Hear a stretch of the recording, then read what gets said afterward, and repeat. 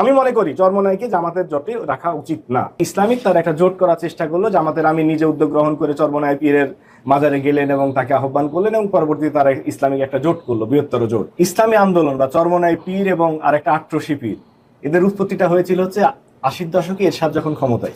এরশাদ সাহেব আবার খুব পীর পূজারী ছিলেন, তিনি আট্রসির মাজারে যেতেন এবং এই চরমনাইরা তখন থেকেই ফাইন্যান্সড হয় এবং তারা বিভিন্ন গোয়েন্দা সংস্থার মাধ্যমে বেনিফিটেড হয়ে এই ধরনের একটা সংগঠন তৈরি করে। জামাতের যে বড় একটা স্ট্র্যাটেজিক ইস্যুটা ছিল, এটা ইটস এ পলিটিক্স। তো তারা পলিটিক্সে তারা আসলো সম্পূর্ণরূপে ইসলামিক দল থেকে, তারা তাদের জোটটার মাধ্যমে অনেকটা ইসলামিক এবং নন ইসলামিক দল, যেটা রাষ্ট্রপতি জিয়াউর রহমানের ছিল, যে ডান বাম মধ্যপন্থী সকলকে নিয়ে একটা দল গঠন করা, বিএনপি গঠন হয়েছিল, সেই ধরনের একটা জোটের এনসিপির মতো একটা প্রগতিশীল একটা দল যারা ইয়াং জেনারেশনের এবং ন্যাশনালিস্ট পার্টি তাদেরকে নিল, ইসলামিক জোটকে নিল, কিন্তু এখানে চরমনায় তখন বাগড়া দিয়ে বসলো। তাদের চাহিদা দিন দিন বাড়তেই থাকলো। একই সাপের দুই কল্লা থেকে আমি একটা স্লোগান পূর্বে প্রচলিত ছিল যে একই সাপে দুই বিষ, নৌকা ধানের শীষ।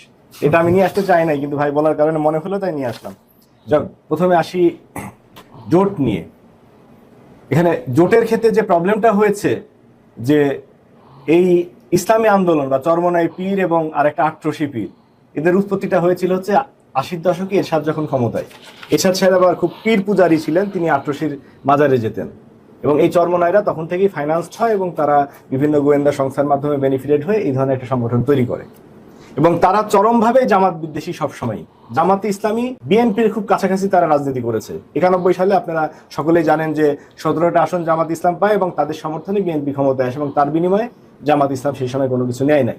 পরবর্তীতে জামাতের সাথে বিএনপির কিছুটা দ্বন্দ্ব হয় তত্ত্বাবধায়ক সরকার ইস্যু নিয়ে এবং আওয়ামী লীগের সাথে তারা যুগপৎ আন্দোলন করে, কিন্তু কোনো জোট গঠন করেনি। পরবর্তীতে 2001 থেকে মোটামুটি বিএনপির সাথে একটা মজবুত জোট ছিল, যেটা এই 2024 সাল পর্যন্ত ছিল। কিন্তু যখন আওয়ামী লীগের পতন হলো, তখন ন্যাশনাল ইউনিটির যে প্রয়োজনটা ছিল, সেই প্রয়োজনটা কেন যেন দুই দলই তারা ভুলে গেল।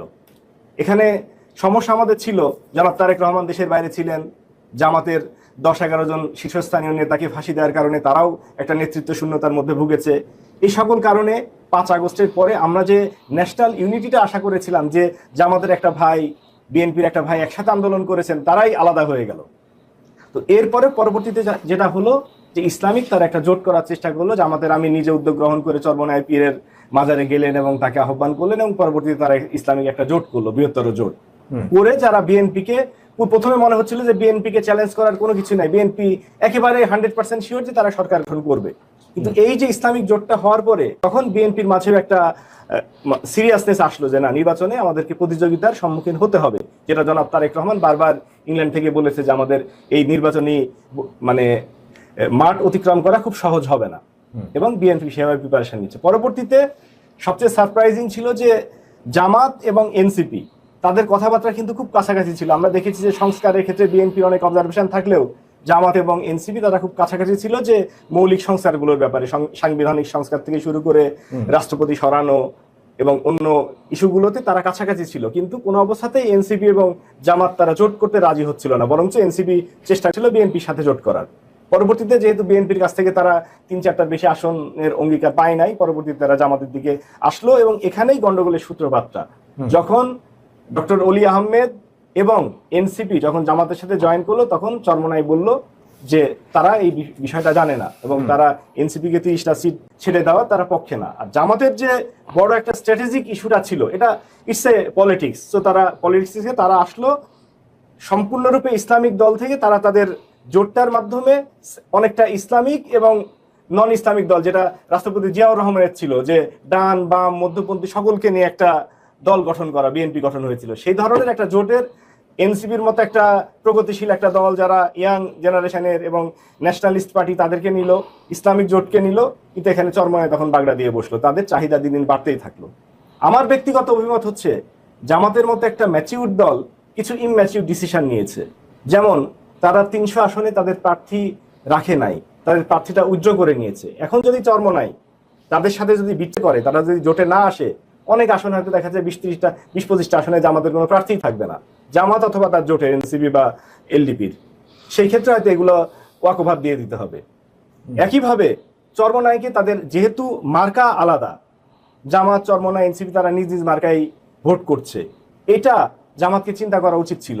কারণ হচ্ছে আমরা জানি যে সংবিধানের 70 অনুচ্ছেদ মোতাবেক ফ্লোর ক্রসিং নিষিদ্ধ, কিন্তু যখন মার্কাটা আলাদা হয়ে যায় তখন কিন্তু জোটের কোনো ভ্যালু থাকে না, সেখানে ইজিলি সে যে কাউকে ভোট দিতে পারে। কথার কথা 1991 সালে যদি জামাতে ইসলামী এমনটাও দাবি করতো বিএনপির কাছে যে আমরা প্রধানমন্ত্রিত্ব চাই, এই 17টা আসনের বিনিময়ে প্রধানমন্ত্রিত্ব দাও, তাছাড়া আমরা তোমাদেরকে সাপোর্ট দিব না, বিএনপি হয়তো বাধ্য হইতো। তো একই ব্ল্যাকমেল চরমনাই পীর করতে পারে। চরমনাই পীর বলতে পারে যে আমি 5টা আসন পাইছি, 5টার জন্য তুমি সরকার গঠনের জন্য আমাদেরকে প্রধানমন্ত্রিত্ব দাও বা রাষ্ট্রপতি বানাও। তো এই ব্ল্যাকমেলটা কেন যেন মানে জামাত আগে থেকে টের পায় নাই, বা ভাই বলছে যে এটা স্ট্র্যাটেজি, বাট আমি বলতেছি যে আমাদের বোকামিটা কারণটা হচ্ছে যে তারা উচিত ছিল এই ক্যালকুলেশনটা করা যে কোনো সময় চরমনাই বিচ্ছেদ করতে পারে। এবং ভবিষ্যতেও আমি মনে করি চরমনাইকে জামাতের জোটে রাখা উচিত না। জোট থেকে চলে গেলে জামাতের জন্য 3% ভোট দরকার নাই জামাতের, কিন্তু এই 3%-এর কারণে ভবিষ্যতে সরকার গঠনের মুহূর্তে যদি জামাত যদি সরকার গঠন করার উপযোগী হয়, সেই ক্ষেত্রে তাদের 10-15টা আসন ভাইটাল হতে পারে এবং তারা জামাতকে ব্ল্যাকমেল করতে পারে। এবার আসি পরবর্তী প্রসঙ্গে, ব্যালট পেপার নিয়ে যে প্রবাসীদের বিতর্ক সৃষ্টি। এখানে আসলে আমরা নির্বাচন কমিশনকে দোষ দিচ্ছি, এখানে নির্বাচন কমিশনের কিছুই করার নেই। কোন একটা প্রবাসী, আপনি জানেন যে অনলাইনে প্রবাসী না, জামাতপন্থীদের না, আমি প্রবাসীদের কথা বলছি, যে প্রবাসীরা অনলাইনে তাদের এনআইডির মাধ্যমে রেজিস্ট্রেশন করেছে এবং তাদের একটা ঠিকানা দিয়েছে। এবং সেখানে কাতার যে দেশের ঘটনা, ওমানে একটা জায়গাতে 300-র মতো ব্যালট ছিল, যেগুলো ব্যালটগুলোকে নিজ নিজ প্রার্থীর কাছে পাঠিয়ে দেওয়া হচ্ছিল। সেখানকার জামাতের যিনি সভাপতি আছেন তার ভাষ্য আমি ঘন্টা দুয়েক আগে শুনলাম, যে উনি ব্যাখ্যা দিয়েছেন এইভাবে যে ব্যালটটা গিয়েছে, আমরা যেহেতু শ্রমিক, বেশিরভাগ বাংলাদেশের মানুষগুলো ওখানে শ্রমিক হিসাবে থাকে এবং শ্রমিকদের নির্দিষ্ট কোনো ঠিকানা পার্মানেন্টলি থাকে না, তারা অনেকে লুকায় থাকে, অনেকের হয়তো দেখা যায় আকামা শেষ হয়ে গেছে, এইসব কারণের জন্য তারা অনেক ক্ষেত্রে নিজের ঠিকানা ইউজ করতে পারে না। একটা পার্টিকুলার মিটিংস প্লেস বা কোনো একটা তাদের মধ্যে যে একটু ইনফ্লুয়েন্সিয়াল পজিশনে আছে, রেস্টুরেন্ট বা কোনো একটা ঠিকানা ব্যবহার করে হয়তো 100-200 শ্রমিক সেই ঠিকানা ব্যবহার করছে, সেই ঠিকানাতে সমস্ত ব্যালটগুলো আসছে। এবং একই সাথে ওই ওমানের যারা ওই ডাক পিয়ন, তারা এসে করছে কি, যে আরো 2-3টা মানে স্থানের ব্যালটগুলা নিয়ে এসে বলছে কি, তোমরা যেহেতু বাঙালিরই ব্যালট, এগুলা সব গ্রহণ করো। এই কারণের জন্য একজন ভদ্রলোকের কাছে 200-300 ব্যালট হয়েছে এবং সবগুলো ব্যালট খাম না খোলা পর্যন্ত মোবাইল নাম্বারটা খুঁজে পাওয়া যায় না। সো মোবাইল নাম্বারগুলোতে ডাকতে গেলে খামটা খুলতে হয়েছে। সো উনি সমস্ত ব্যালট এক জায়গাতে রেখেছেন এবং মোবাইল নাম্বার অনুযায়ী তাদেরকে কল করে ব্যালটগুলো দেওয়ার দায়িত্ব দেওয়া হয়েছিল আর কি। পারতেছিলাম না আপনার মাঝখানে ইন্টারাপ্ট করা, ওনারা দায়িত্ব দেওয়া হয়েছে এটা খুলবে আর উনি একা ফোন দিবে। আপনি পরে কথা বলুন, জি বলেন।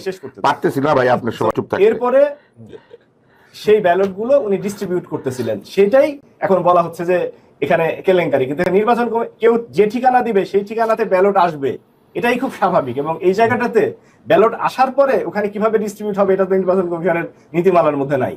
সেটা হয়তো এইভাবে ওপেনলি তার করা উচিত হয় নাই, সেটা সব সত্য, কিন্তু এখানে জালিয়াতির কোনো প্রশ্ন আসবে, বিষয়টা সেরকম নাও হতে পারে। মানে পূর্বেই বিএনপি এই 15 লাখ এর মধ্যে এটা হয়তো কয়েকশো ব্যালটের একটা দেশে ঘটনা ঘটছে, এটা নিয়ে এত হাউকাওয়ার মতো কোনো বিষয় আছে বলে মনে করি না।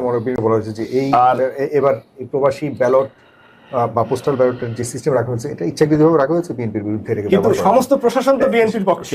এখন আমরা দেখতে পাচ্ছি কি, যে রাষ্ট্রের পুলিশ, সিভিল প্রশাসন সবকিছু বিএনপিকে, তারেক রহমান প্রধানমন্ত্রীর মর্যাদা পাচ্ছেন, যেখানে যাচ্ছেন উনি ভিভিআইপি মর্যাদা পাচ্ছেন, এসএসএফ প্রোটেকশন, সেনাবাহিনী প্রোটেক্ট করতেছে তাকে, পুলিশ যে কোনো জায়গাতে যে উনি প্রধানমন্ত্রী স্ট্যাটাস এনজয় করছেন। তো সেই ক্ষেত্রে তো লেভেল প্লেইং ফিল্ড থাকছে না।